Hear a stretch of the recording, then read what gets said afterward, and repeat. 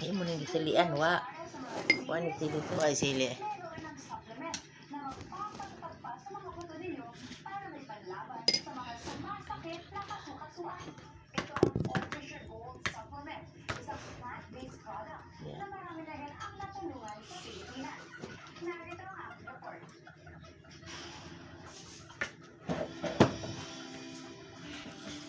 Mga unta guys. Ato ko sa luyo.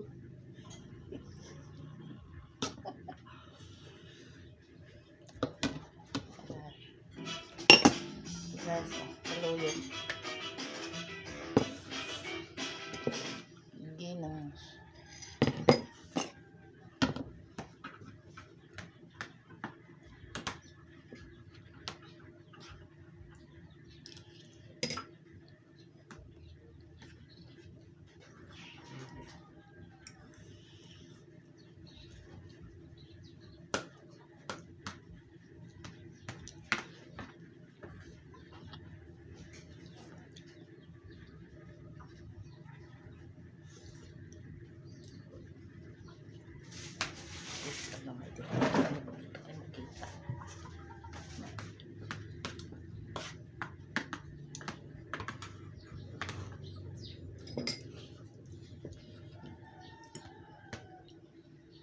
Tabi na.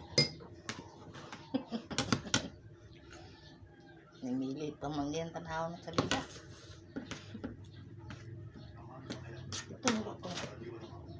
Ito sa adlaw sa skina kan bayad ko sa internet.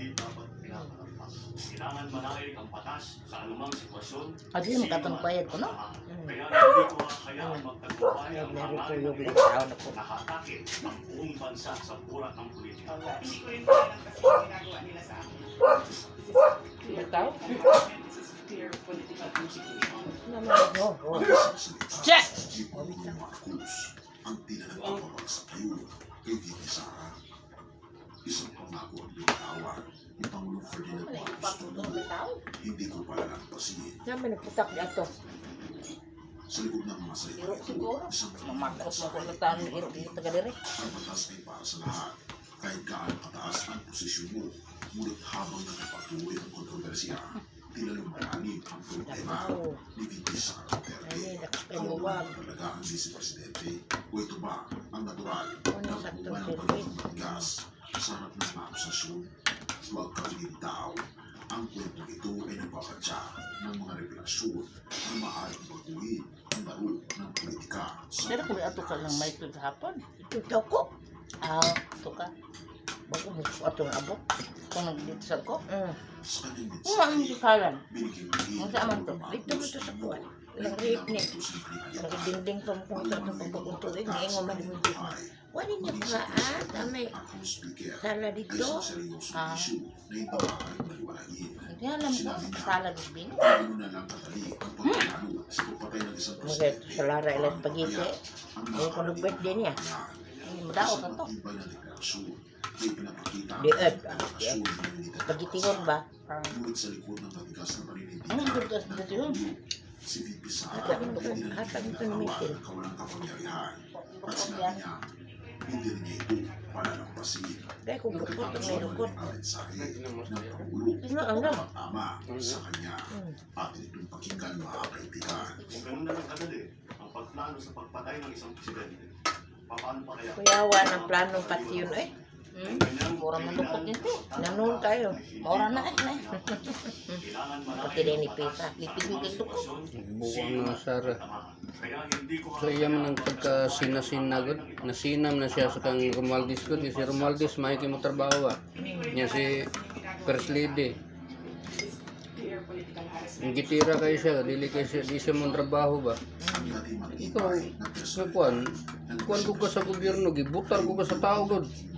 Pagkuan, pantrabaho kay ikaw kung unsay imong agi kuno mo ka sa tao, tagaano ang importansya sa tao. Sa tanawan ng tulong, itong sila kapugi.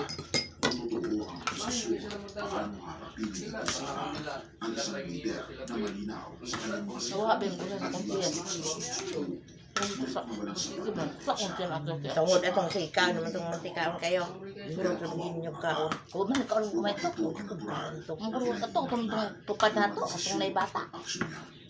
Habang sinusunod ni Pangulong Marcos Jr. ang Itong rule kaon ito lang ako ang sa mantika. pananagutan ay hindi Sa maiiwasan. unti yung dirty. Ngunit sa bawat hakbang ng proseso, tila si BP Sara ang higit na nawawalan ng kapangyarihan, suporta at dignidad.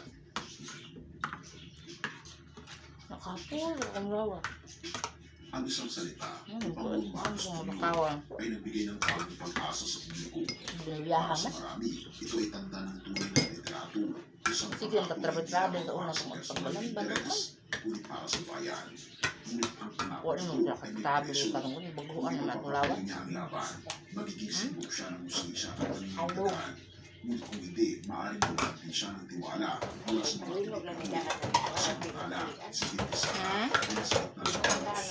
Sa kabila ng kanyang katahimikan, ang bawat hakbang ng mga investigasyon ay tila pinalalapit siya sa isang masakit na dulo.